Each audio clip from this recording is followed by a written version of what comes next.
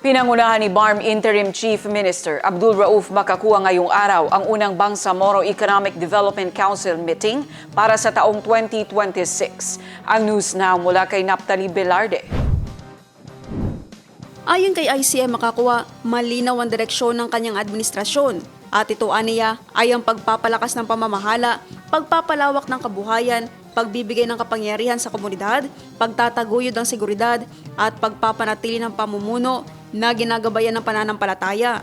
Nagsilbihan niyang konkretong instrumento ang 2026 budget at updated Bangsamoro Development Plan para masiguro na ang mga pangako ay maisalin sa nasusukat at magkahulugang resulta.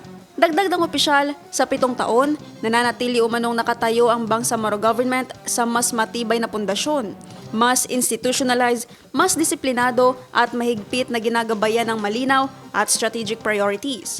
Naphtali Velarde, iMinds, Philippines.